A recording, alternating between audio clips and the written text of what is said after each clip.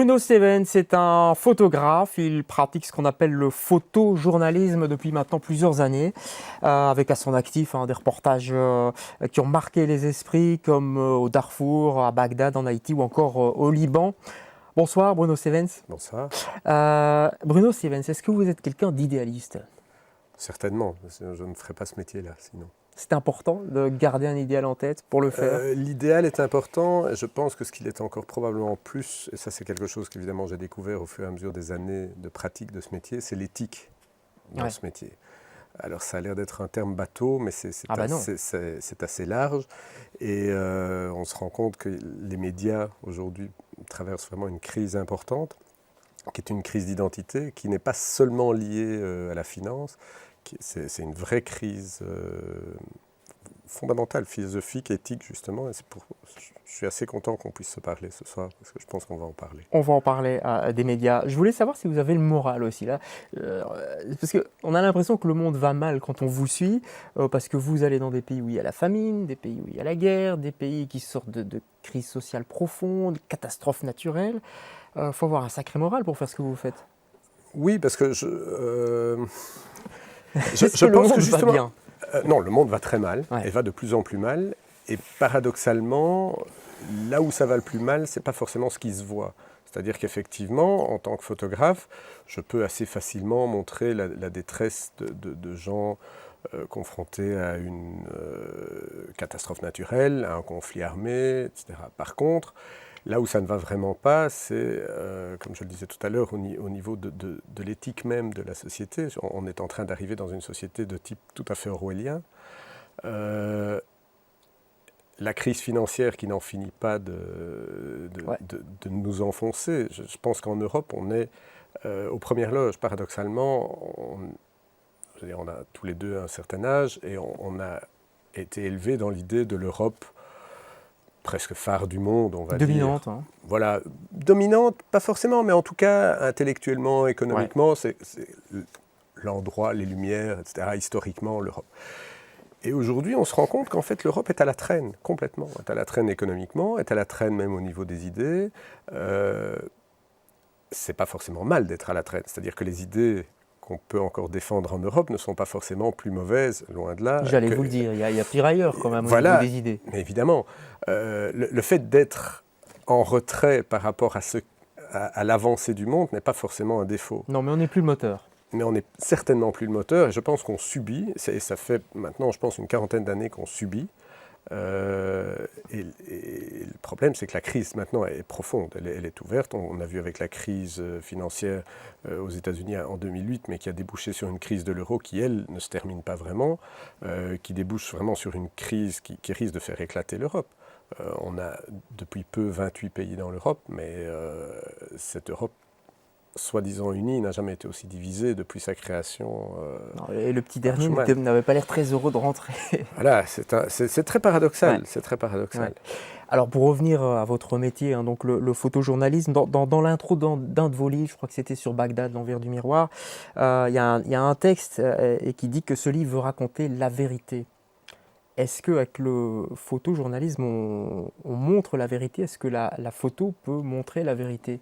Je pense que la photo est un médium qui permet de montrer une vérité, en tout cas. De toute façon, la vérité, il n'y a jamais une vérité. Il n'y a jamais une vérité, et en journalisme, comme en pratiquement tout, l'objectivité n'existe pas. Et peut-être encore pire, excusez-moi Bruno, peut-être encore pire en photo, même pire que caméraman, par exemple, parce que le photographe choisit son cadre, il choisit son moment, il trie ses photos. Vous avez une série de photos, vous choisissez une photo bien précise. J'allais y venir. La photographie n'est en aucun cas objective. Le parti pris de la photographie est la subjectivité. Alors quelle vérité ? L'honnêteté. L'honnêteté et la personnalité du photojournaliste en tant qu'auteur, en tant que témoin, en tant que récepteur de faits, de témoignages qui se déroulent autour de lui. Et c'est un passeur. Et donc, je reviens à la question que vous m'avez posée tout à l'heure sur le moral. La seule chose qui donne finalement le moral dans ce métier, c'est les rencontres qu'on fait avec les gens qu'on photographie. Ces rencontres sont parfois verbales quand on se comprend. Ce n'est pas toujours le cas. Vous avez cité tout à l'heure le Darfour. J'ai travaillé, il y a quelques années maintenant, pendant 4 ou 6 mois au Darfour. Et mis à part quelques mots d'arabe que ces populations comprennent un petit peu, on ne pouvait pas se parler vraiment. Donc il y avait de temps en temps un interprète, mais en général on ne se parlait pas. Donc la communication se fait par les gestes, par les intonations, par les regards, par l'empathie humaine. Et cette confiance qui est mise dans le photographe par des populations dans des moments tragiques de leur existence est un moteur. Est une motivation qui est puissante. Parce qu'effectivement, en tant que photographe ou journaliste, mais on reviendra à la photographie, je pense que c'est vraiment un médium très particulier, on est le passeur de ces souffrances, on est le passeur de l'espoir que les gens mettent en nous, dans le sens où on est presque parfois perçu comme des médecins. C'est assez étonnant, mais avant que je ne fasse ce métier, puisque ce n'est pas mon premier métier, j'avais toujours eu l'impression que on risquait parfois en tant que photographe, ce qui est toujours possible, mais d'être voyeur. C'est-à-dire que quand on photographiait des situations très très graves, on était un peu comme un voyeur.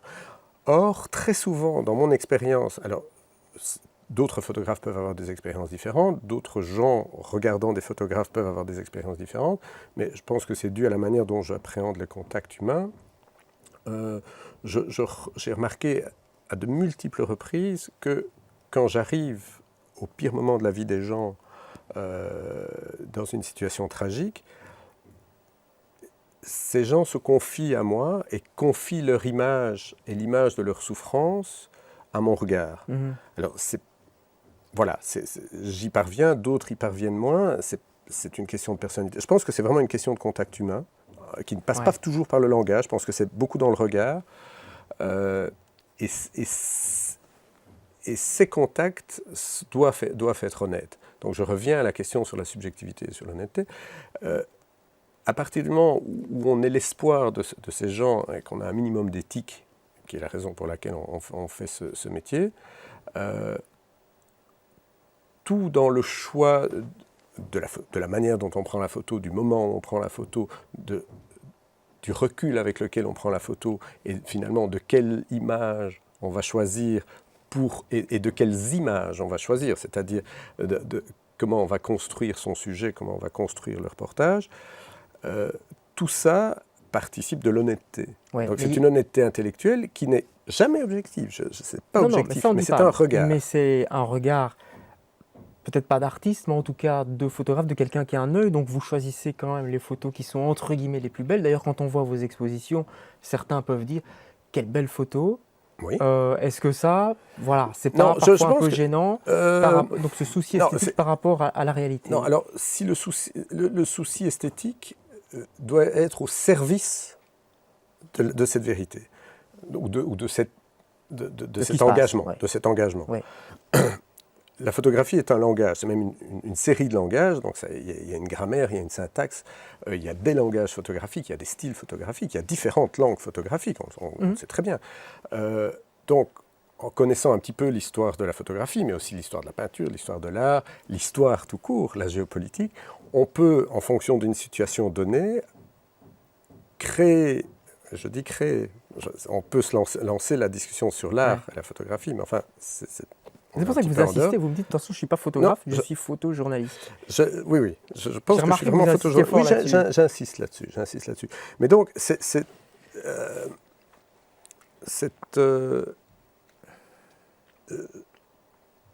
il y a un caractère, enfin pour moi en tout cas, il est important qu'un photojournaliste soit un auteur. C'est-à-dire la notion d'auteur est importante et malheureusement elle disparaît aujourd'hui. C'est-à-dire que les médias n'offrent plus la possibilité à un photojournaliste, à de très rares exceptions près, d'être publié dans des bonnes conditions, de produire ces reportages dans de bonnes conditions. Et on voit bien, j'ai des exemples comme ça, par exemple. Pourquoi ? Parce qu'il faut aller vite, parce qu'on a moins d'argent pour ça ? Parce qu'on est dans une culture de l'immédiat, du flashy, de l'immédiat. Pas toujours du sensationnel, mais c'est le dernier qui est le bon, ce qui n'est pas du tout vrai. Je vais donner un exemple que je donne souvent dans ce genre de cas. En 2010, donc il y a un peu plus de 3 ans, il y a eu le tremblement de terre en Haïti. Et je suis parti dans les 24 heures, d'ailleurs avec l'armée belge, avec Bifast, Oui. la force d'intervention Bifast, qui est remarquable. D'ailleurs, je les salue au passage parce que franchement, c'est extraordinaire. Et je suis arrivé sur place et je suis devenu j'étais un des premiers photographes à être sur place, donc j'ai pu enregistrer des images dans les premières heures, dans moins de 24 heures après le séisme. Et je suis resté 3-4 semaines sur place non-stop. Donc j'ai créé une archive photographique, qui est une archive historique finalement, de ces 3-4 premières semaines. Et j'étais notamment en commande pour Paris Match, pour d'autres magazines, etc. Et à mon grand regret, aucun de ces magazines n'a choisi de publier, j'ai envie de dire, un portfolio de cette archive.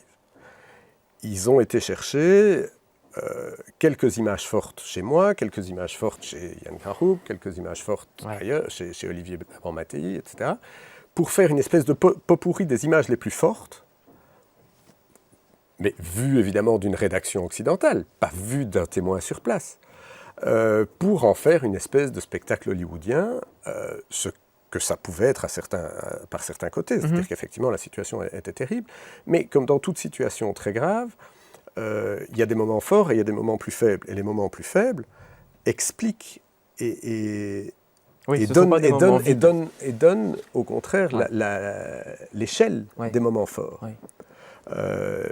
Une grande musique est une musique où il y a des silences. Et s'il y a des fortés tout le temps, ça ressemble à rien. En même temps, vous travaillez pour ces magazines, vous en avez besoin quelque part. Donc on en a besoin. On en a besoin. Enfin, on en a besoin. C'est-à-dire qu'on est, en théorie, on fabrique le contenu de ces magazines, ou on apporte, plutôt que de fabriquer, on apporte le contenu à ces magazines. Le problème, c'est que les magazines, très souvent, ne jouent plus le jeu, dans le sens où ils vont prendre, comme je disais, que des images très fortes, à gauche et à droite, pour faire un portfolio qui n'est plus le portfolio d'un ou deux journalistes ou d'un ou deux photographes, mais une espèce de regard moyen. Et alors, qu'est-ce qu'on fait, Bruno Alors, c'est très ennuyeux parce que on ne peut pas... C'est un petit peu comme si on voulait expliquer l'histoire en ne montrant que les points forts de l'histoire. L'humanité ne se résume pas à des guerres et à des changements de pouvoir. L'intérêt, c'est ce que vivent les gens entre les deux, bien sûr. Et ce qui cause les guerres et ce qui cause les changements de pouvoir, en l'occurrence. C'est la même chose dans une catastrophe naturelle ou dans un conflit. J'ai pris l'exemple d'Haïti. Ouais. Et donc, c'est extrêmement frustrant quand on est sur place, quand on sait qu'on a créé une archive qui est une archive importante d'un point de vue historique. Et je ne parle pas d'un point de vue personnel, c'est-à-dire que je ne mets pas là une espèce d'égo. Non, c'est pas du tout dans ce sens-là. C'est-à-dire que j'aurais été parfaitement ravi, par exemple, que ce soit un portfolio de, je ne sais pas, Olivier Laban-Mattei, bon, mais en tout cas, qu'il y ait une idée d'auteur, qu'il y ait la notion de quelqu'un est allé là, a resté 3 semaines, voici ce qu'il a vu, le fort, le faible, le tragique, le sensible, le drôle. Ça veut dire que c'est un métier qui est peut-être en voie de disparition, en tout cas en danger, selon vous? Je pense que le métier est en danger, mais le métier au sens large. Je pense que la presse est en danger et que la révolution numérique est passée par là. Il se fait que j'ai arrêté mon premier métier qui était ingénieur du son et producteur musical à cause de la production numérique. Je suis devenu photographe sur le tard, à peu près à 40 ans. Le numérique vous rattrape. Et là, le numérique, non, c'est pas qu'il me rattrape, c'est qu'il m'a rattrapé et dépassé. Alors, le problème n'est évidemment pas dans la technique. C'est-à-dire que travailler en film ou travailler en numérique, je fais les deux, bien que pour le moment, ça devient difficile de travailler en film. Économiquement, c'est plus vraiment possible. Mais oui, j'ai toujours travaillé les deux. Le travail que j'ai fait pendant 15 ans en Palestine était en film, en plus en moyen format noir et blanc. Donc, voilà, donc, on complique un petit peu. Quoique, disons, il y a du pour et du contre des deux côtés. Le film nécessite... Bon, par exemple, je prends l'exemple, une petite digression. Allez-y. Mon travail sur le Proche-Orient, j'ai travaillé à la Soldate noir et blanc. Ce sont des films de 12 vues. Ce qui veut dire qu'il faut réfléchir avant de pousser sur le bouton. Parce qu'après, il y a 30 secondes pour changer de film. Ah oui. Bon, donc il faut réfléchir. C'est quoi une photo ratée pour vous? C'est une photo où... en fait, Là, on entre dans un autre débat. Il y a des tas de manières de réussir Ma à parenthèse à traiter moi, une photo. ça, ouais. Oui, une photo ratée, je pense que c'est une photo qui trahit à la fois son sujet et la volonté de son auteur. Mhm. Si une des deux conditions existe, elle n'est pas tout à fait ratée, la photo. C'est-à-dire qu'il m'est arrivé même de publier des photos que je n'ai pas fait exprès. C'est-à-dire que j'ai eu presque instinctivement, j'ai fait une prise de vue. Parfois, j'essaie de faire autre chose. Et il y a une image qui apparaît, et cette image déborde de mon intention parce qu'elle est juste par rapport au sujet que je photographie et par rapport à mon intention. Donc, elle ne correspond pas à mon intention visuelle. C'est pas ça que j'imaginais se produire sur la pellicule. Par contre, elle est juste par rapport à la situation et je la ressens comme telle et je la mets. C'est une des raisons d'ailleurs pour lesquelles j'aimais bien travailler en argentique avec peu d'images, parce que ça force à réfléchir, mais ça force aussi à se dire, voilà, je suis dans une situation, je fais 1, 2, 3 photos, et puis je vais voir autre chose. Donc on prend le risque de rater une situation, de ne pas avoir la bonne photo, ou de ne pas avoir la photo parfaite, alors qu'aujourd'hui, avec un boîtier numérique moderne, on fait 10 ou 12 images secondes. Donc moi j'ai des collègues qui ne font plus clic, mais qui font brrr, c'est des rafales. Mais même quand ils photographient quelque chose qui ne bouge pas, ils photographient on les voit, un paysage avec personne dedans, et ça fait brrr. Ouais. Et je trouve ça très ennuyeux, parce que le côté de se dire, je fais le point, oui, on mesure la lumière à la main, etc. Puis je décide, mon cadre, ça va être ça. Alors il est parfait ou il ne l'est pas, mais c'est ma décision, c'est ma réflexion. Ça, je pense que c'est important, parce que c'est le recul qui permet finalement le regard de l'auteur. Ouais. Mais est-ce que vous ne loupez pas alors des photos? Est-ce qu'il n'y a pas énormément de photos que vous rêviez de faire et que vous n'avez pas faites? Oui, mais je les regrette rarement. Ouais. Ça peut arriver, mais c'est très rare dans le sens où j'en fais d'autres. C'est-à-dire que le fait de se concentrer... C'est un regret très court. C'est un regret qui est ponctuel, mais qui n'est pas général. C'est-à-dire qu'effectivement, techniquement, on est limité. C'est-à-dire qu'effectivement, une fois qu'on a fait ces 12 photos, il faut soit prendre le deuxième boîtier, mais il ne reste plus que 3 photos dedans, enfin on va embêter. Mais par contre, j'ai dû réfléchir, donc j'ai dû poser des choix. Et ces choix sont l'essence aussi de la réflexion. Quand en tant que journaliste, quand vous écrivez un texte, vous posez des choix. Bien sûr. Vous posez des choix. Les questions que vous me posez, vous y avez réfléchi. Un peu quand même, oui. Un peu. Donc, vous avez posé des choix. Alors, si vous ne dites rien et que vous laissez aller la conversation comme on est en train de le faire parce que vous avez un invité très bavard. Non, c'est pas le cas. Non, c'est pas le cas. C'est pas le cas. On se connaît un petit peu tout de même. Oui. Mais ce n'est plus finalement la volonté de l'auteur et le regard individuel du photographe ou du photojournaliste ou du journaliste expérimenté, parce que l'expérience est importante, disparaît. Ouais. Disparaît au profit d'une espèce de lissage de l'imagerie de la presse. On se rend bien compte que les images qu'on a prises en Libye il y a 3 ans sur le front de Ras Lanouf, il y a 2 ans, sur le front de Ras Lanouf, etc., certaines images de Syrie aujourd'hui, des images d'Irak il y a quelques années, des images du Liban en 2006, tout ça est relativement interchangeable, sauf à aller chercher chez des gens qui sont restés sur place longtemps et à regarder leur travail dans leur entièreté.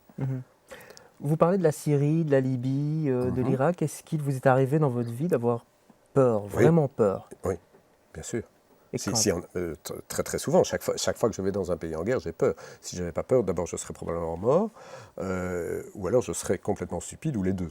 Est-ce que vous avez une addiction à la peur alors, parce que vous allez systématiquement dans ces pays-là? Pas du tout. Au contraire, c'est vraiment quelque chose que je n'aime pas. Et j'y vais d'ailleurs de moins en moins. Parce que je pense qu'il y a toujours un équilibre à avoir. Et l'équilibre, il est évidemment entre la peur, entre la volonté d'y aller et de raconter une histoire importante, mais tout ça en fonction, et c'est l'autre terme de l'équation, en fonction du résultat que les images produites pourront dégager. Or aujourd'hui, et c'est là qu'on en vient au problème de la presse, c'est que la plupart des derniers reportages que j'ai faits, il n'y a eu que très peu d'images publiées sur la quantité d'images produites. Mmh. Ce qui veut dire que finalement, l'intention est un petit peu dévoyée, Et j'ai parfois l'impression de trahir les gens que je photographie, qui eux m'ont fait confiance, comme je le disais tout Oui, à l'heure, pour oui. être le passeur de leur souffrance ou de leur situation. Parce que finalement, ces images restent dans mes disques durs et dans Oui. mes tiroirs, au lieu d'être publiées. Pas de mon fait, c'est pas parce que moi je ne fais pas l'effort d'essayer de les publier, simplement parce qu'il n'y a plus de Ouais. place. Est-ce qu'il y a une alternative aux médias traditionnels qui publiaient des photos comme Paris Match? Je pense par exemple à de nouvelles revues qui arrivent sur le marché, Oui, qui comme travaillent 21, 6 vraiment, mois, qui travaillent etc. vraiment sur les. Qu'est-ce que Bien vous sûr. pensez? Est-ce que c'est Oui, pas, voilà, ça c'est une alors, alternative? je pense que c'est une des seules alternatives qui Oui, il n'y en a existent pas pour beaucoup. l'instant, il n'y en a pas beaucoup. C'est remarquable, la plupart de ces, enfin les revues Donc qu'on 6 vient de citer, mois, 6 ouais, mois, etc., 21, etc. Ouais. 21, c'est remarquable, elles sont excellentes. Le problème, c'est qu'elles ne touchent qu'un public averti. Ouais. Et donc, c'est là qu'en fait l'équation est un petit peu limite, parce que comme elle touche un public averti, est-ce que ça vaut vraiment la peine que j'aille me faire bombarder à Damas, ou à Alep, ou me faire tirer dessus au Caire, sachant que même si 21 le publie, ça va être en gros vu par des gens qui savent ce qui se passe là-bas, et pas par le grand public qui, lui, va continuer à ne voir que les 15 secondes au journal télévisé, de toute façon en pensant au Tour de France. Donc ça c'est Autre important chose. pour vous, Bruno Stevens, Évidemment. d'être vu Mais par le plus grand nombre? c'était pas moi, et Vos pas, photos. le fait que ce soit mes photos, mais que les images importantes faites par des gens qui ont de l'expérience, et on reviendra sur le côté de l'expérience, soient effectivement vues par un grand nombre. C'est important parce que sinon elles ne servent à rien. C'est-à-dire que c'est très beau d'aller publier quelque chose dans un journal de photos, mais je veux dire, c'est comme si je fais des photos, je ne sais pas moi, pour un parti politique, pour l'organe interne d'un parti politique, c'est super, mais il n'y a que les membres de ce parti qui vont les voir. Mais il y en a qui s'en contentent. Oui. Ça vient d'où chez vous, cette volonté de vouloir être utile, entre guillemets? Je ne sais pas, je pense que j'ai changé de métier donc à peu près 39 ans. 39 ans, c'est ça. Parce que je me suis dit, ok, j'ai fait des trucs super bien jusque-là. Dans la musique. Dans la musique, je me suis fort amusé, j'ai rencontré des gens extraordinaires. Mais il manquait quelque chose? Mais j'avais l'impression de ne pas donner ce que je recevais, si vous voulez. Donc je me suis dit, j'ai envie de faire quelque chose d'utile. J'avais toujours voyagé, j'ai fait des photos depuis que je suis gamin ou adolescent. J'ai eu des expériences de reportage de guerre en fait pendant que j'étais étudiant. Je suis allé 2 fois en Afghanistan pendant les vacances scolaires alors que j'étais à l'INSAS. Enfin bref, ceci est une autre histoire au début des années 80. Tout à fait normal comme vacances, Afghanistan. Oui, voilà, tout à fait clandestinement, à pied, pas volontaire. Enfin, bon, d'accord, déjà la difficulté. Hein. Oui et non. Oui et non. Enfin, non, c'était pas habituel, mais c'était intéressant en tout cas. Ouais. Et donc à un moment donné, vous avez dit... Et puis là, je me suis dit, il faut quand même essayer je veux dire, pour que moi, je sois finalement content de qui je suis, moi en tant qu'homme, il faut que je puisse donner quelque chose à la société. Et de manière très humble. C'est pas de l'ego. Pour se réaliser, il faut faire quelque chose dans lequel on croit. Et j'y crois, j'y ai cru. Aujourd'hui, je suis en fait, paradoxalement, dans un grand questionnement. Je ne sais pas si je vais continuer. Mais oui, vous parlez au passé, là. Non, je parle au passé parce que... sur cette foi-là, hein, sur ce... Mais oui, parce que... j'ai dit j'y crois et j'y ai cru. Oui. Alors, j'y crois vous toujours. Pas j'y croirais, quoi. Qu'est-ce qui se passe? Mais heureusement que je ne dis pas j'y croirais parce que j'y crois. Non, j'y crois et j'y ai cru. On est au présent. Non, au présent. Non, par contre, le fait que cette équation ne fonctionne plus tout à fait pour les raisons qu'on a évoquées tout à l'heure. Économique essentiellement, éthique. Ouais. C'est plus, c'est-à-dire que l'économie a bon dos. Oui. L'économie a bon dos. Finalement, je pense que la société, au sens large, est en train de se dévoyer et perd ses valeurs, qu'on perd la notion de ce que sont les échanges humains et de ce que sont vraiment les choses importantes dans la vie. Alors je ne sais pas, peut-être que je tiens un discours de vieux con parce que je deviens plus âgé et que j'ai les cheveux plus gris, quand même. Mais je pense qu'effectivement, le fait que cette équation ne tienne plus tout à fait la route m'amène à reconsidérer. C'est-à-dire qu'effectivement, faire des choses comme j'ai fait il y a 10 ou 15 ans, partir à Grozny en décembre 99 au moment où j'étais le seul sur place par -25, avec 40 000 assiégés et l'armée russe tout autour qui bombardait avec des Scud, etc. C'est quelque chose que je ne referai probablement plus. En l'occurrence, quand je l'ai fait, j'ai publié dans 30 pays mon reportage, etc. Donc ça a servi à quelque chose et je ne me suis pas posé une seconde la question de savoir si je devais le faire ou pas. Aujourd'hui, non seulement je me poserai la question, mais probablement je n'irai pas.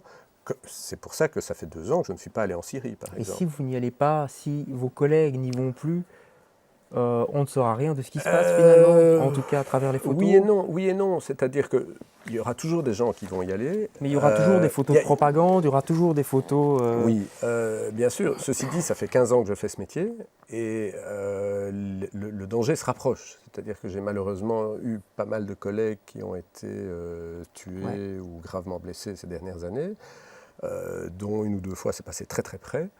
Donc je réfléchis beaucoup plus qu'avant, c'est vrai. Mais aussi, encore une fois, le deuxième terme de l'équation, pour moi, pour l'instant, n'est plus là.